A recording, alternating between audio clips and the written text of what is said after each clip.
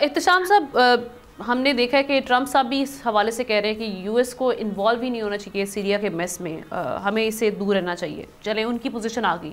اسرائیلی فوجی ہم کہہ رہے ہیں کہ انہوں نے جا کے کنٹرول سنبھالا ہے جو ہم دیکھ رہے ہیں وہ، لیکن ان کے بھی وزیر اعظم کہہ رہے ہیں یہ دفاعی پوزیشن عارضی طور پر ہے جب تک اس مسئلے کا کوئی مناسب حل نہیں نکل آتا.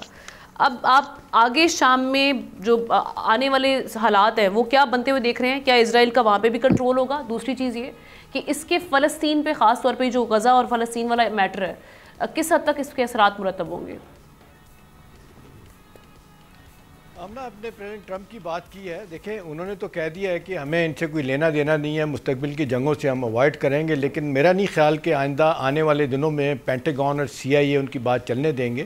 اس کا بڑا واضح ثبوت آج جو پینٹاگون سے سٹیٹمنٹ آیا ہے نا، وہ بڑا واضح طور پہ آمنا یہ کہہ رہے ہیں کہ ہم امریکی سولجر اور ٹروپس جو ہے نا دے ول ریمین ان سیریا، وہ رہیں گے وہاں پہ پورے اسلحے کے ساتھ، اور جب تک ہمارے اہداف اچیو نہیں ہوتے وہیں رہیں گے. دیکھیں اب یہ 11 دنوں کے اندر اندر جو صورتحال اتنی تیزی کے ساتھ آمنا تبدیل ہوئی ہے، کوئی نو بڈی واز ایکسپیکٹنگ کہ یہ ہوگا. لوگوں کا خیال تھا کہ دمشق پہ قبضہ کرنا اتنا آسان نہیں ہوگا، لیکن کہا جا رہا ہے کہ جی بہت ساری چیزیں ایسی ہوئی ہیں کہ وہ جو روسیوں کو اور ایرانیوں کو سمجھ نہیں آئی. دیکھیں آپ فیوچر کا نقشہ اگر آپ پوچھ رہی ہیں تو اس کے اسٹریٹجک گینر جو ہے نا فوری طور پہ تو آمنا امریکہ، اسرائیل، سعودی عرب اور ترکی ہیں، اور اسٹریٹجک سیٹ بیک کہیں وہ نقصان ہوا ہے آپ کا، اس کا رشیا کا ہوا ہے، ایران کا ہوا، پیلسٹائن کا ہوا ہے. اب صورتحال یہ ہے کہ ایرانی جو ہے نا وہ یہ بات کر رہے ہیں، وہ کہہ رہے ہیں کہ ہمیں دھوکہ دیا ہے ٹرکی نے. انہوں نے کہا تھا کہ یہ صورتحال پیدا نہیں ہوگی. ساتھ ہی ایرانی یہ بھی کہہ رہے ہیں کہ جی ہم 6 ماہ سے بشار الاسد کو وارن کر رہے تھے کہ اپنی چیزیں ٹھیک کرو، یہ وقت آنے والا ہے تمہارے لیے مصائب ہو جائیں گے. دیکھیں یہ ساری چیزیں نہیں ہوئیں.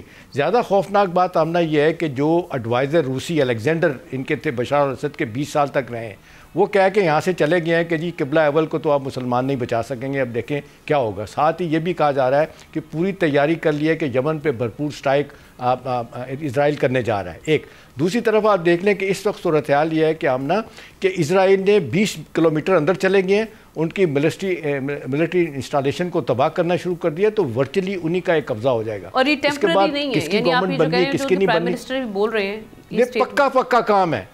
دیکھیں رشیا جو ہے نا ان کا بہت بڑا نیول بیس تھا، وہ چھوڑ کے چلے گئے ہیں، رشین بڑی تیزی کے ساتھ چلے گئے ہیں. اب یہ بات کیوں نہیں سمجھ آئی بشار الاسد کو، ایران کو کیوں نہیں سمجھ آئی؟ امریکیوں نے کیا گیم بنائی ہے، کس کو دھوکہ دیا ہے، کس نے کس کو دھوکہ دیا ہے؟ اب مڈل ایسٹ کا نقشہ تو آمنا بدلے گا. اور مجھے یاد آ رہا ہے بانگا وانگا ایک خاتون تھی نابینا بلغاریہ کی جو پریڈکشن کیا کرتی تھی، 96 میں اس کا انتقال ہوا تھا. اس سے پہلے اس نے کہا تھا کہ fall of Syria will be the beginning of the global war, اور اس نے جو پریڈکشن کی تھی اس میں 9/11 کی بھی کی تھی اور بریگزٹ کی بھی کی تھی، برطانیہ کا یورپین یونین سے علیحدہ ہونا.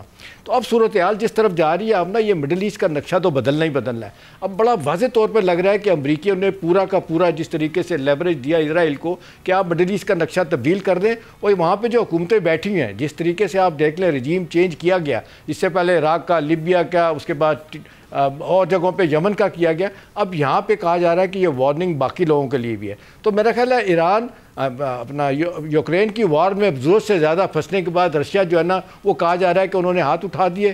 ایرانیوں نے کہا کہ جی ہم کہاں کا کس محاذ پہ لڑیں گے، ہم غزہ میں سپورٹ کریں، ہم جا کے لبنان میں اپنے دوستوں کو سپورٹ کریں، تو ہمارے تو ویسے ہی سینکشن کے اتنی زیادہ لگا دی کہ ہمارے پاس اب کشن نہیں فال بیک کرنے کا. تو ہم نا مڈل ایسٹ کا نقشہ تو مجھے لگ رہا ہے تبدیل ہوتا ہوا، اور یہ جو خاص طور پہ مسلمانوں کے لیے اور ہمارے کانٹیکس میں جو چیزیں خراب ہونی ہیں یہ کسی کو سمجھ نہیں آ رہی. کوئی کلیکٹیو لیڈرشپ ہمیں مسلمانوں کی نظر نہیں آ رہی کہ یہ مڈل ایسٹ کا نقشہ جو پلان کیا گیا تھا، کہا جا رہا ہے بیلفورٹ ڈکلیریشن کے وقت ہی کر دیا تھا کہ یہ جناب یہ جب یہ دہائی آئے گی تو کس طرح امریکہ جو اپنے اہداف پورا کرے گا. تو مجھے نہیں لگتا کہ ٹرمپ صاحب کی چلنے دی جائے گی. آئندہ آنے والے دن جو ہے نا وہ پاکستان کے لیے تو اس طرح ہی مشکلات ہیں کہ ہمارے 200 بندے وہاں پھنسے ہوئے ہیں، وہ کیسے نکلیں گے. اس کے بعد مڈل ایسٹ کی جو ہماری حکومتیں ہیں وہ اس کو کیسے لیں گی، یہ دیکھنے والی بات. ٹھیک ہے، سبسکرائب کریں اور بیل دبائیں تاکہ کوئی خبر رہ نہ جائے.